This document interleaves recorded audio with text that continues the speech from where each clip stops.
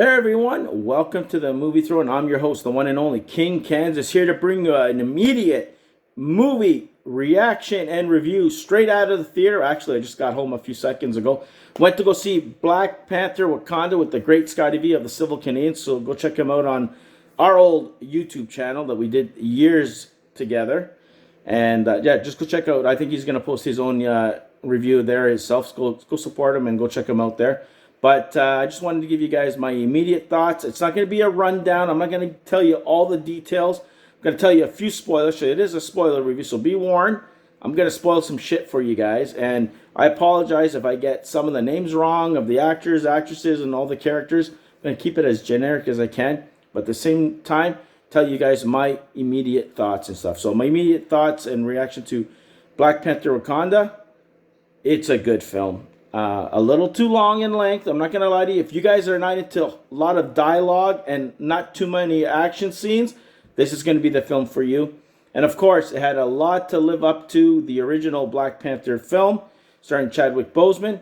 They properly classy, I guess they were classy enough to address it properly in this film and move forward with it to give purpose to the other actors that are still around to pursue the world of Wakanda, a world that everybody is after him now, you know, including Julie Louis-Dreyfus, her character's in this one. Yes, you heard me right, from Falcon and the Winter Soldier. She's here. She wants vibranium, and of course, Ross is connected to him, and all that crap.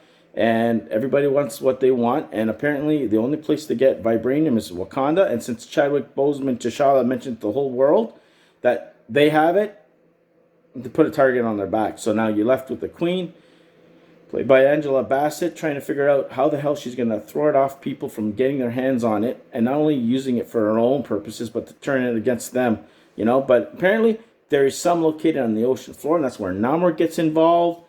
He gets introduced. You get his origin in this one. It explains how he is, and that he's a mutant.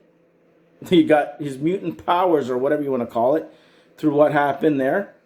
And you got Shuri still struggling with her brother's death. You got other characters that have disappeared that can't deal with this thing and haven't come back for the funeral. The funeral was classy and shit. Then you also got the Queen dying later on. That's another big spoiler. I didn't expect that. Namor kind of exacts his revenge. He says, if you steal the princess or whatever, and you don't give me this kid, this scientist, which is Ironheart. I can't remember her real name, but the girl who plays her, they want her because she helped create this machine that detects vibranium on the bottom there, and they want her dead, basically. If not, there's going to be war.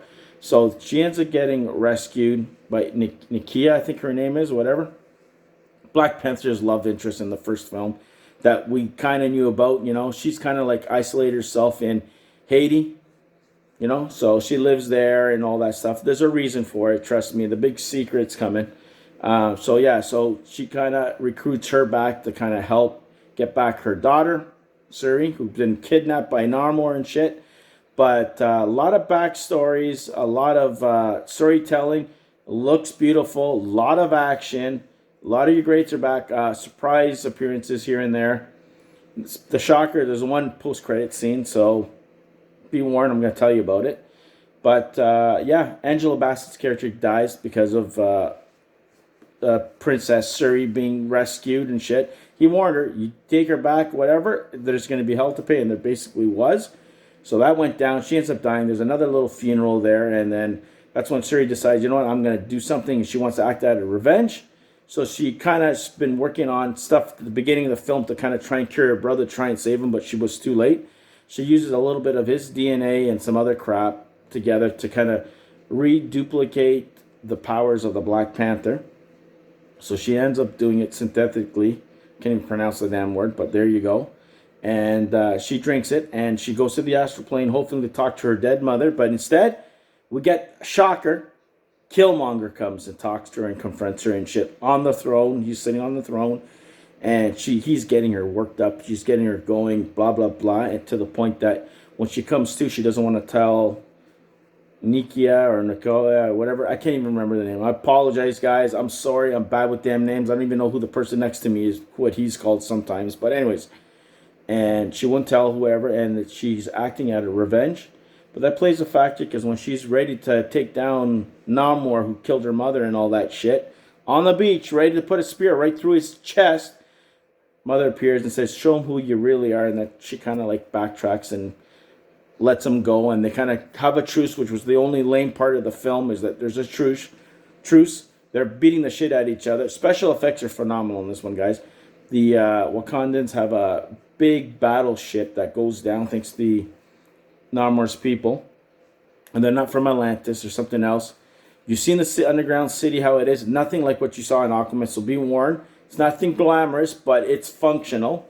But you kind of see a little bit of his world and everything else. But it worked well. Like I said, it was just a little too long, you know. But the action scenes were great. The last 10-15 minutes of the movie were great. Shuri as the new Black Panther was okay. It wasn't like, oh my God, for me moment. But you kind of figured out she was going to be done on the mantle anyways, right? But good fight scenes, good action scenes, a little comedy here and there. Good tribute to Chadwick Boseman's character. And the surprise shocker. At the end, Shuri goes to the beach to go visit certain someone, the love interest of T'Challa. And I told the great Scotty V before I even saw what was going down, what's going to go down in the post-credit scene, that, hey, I bet you this one thing, and this one thing I nailed it right on the money, and this one thing that I was damn totally right, he has a son. He must be 11 or 12 years old, that been kept secret and safe and away from the Wakandans, you know, for whatever, as Chadwick Boseman's T'Challa wanted in her, Nikia or Nokia, I can't even pronounce her name, but you guys will know once you see the film. And it looks like someone's going to inherit the throne. I don't know how they're going to do it. Are they going to do time jump or something that's going to age them? I don't know how it's going to work, but hey, it is what it is. But overall, I enjoyed it more than I thought I was. It's a good film, not as great as or good as the first one in my personal opinion, but it's very hard to live up to the first one. I just wanted to be as good, if not better, and it succeeded.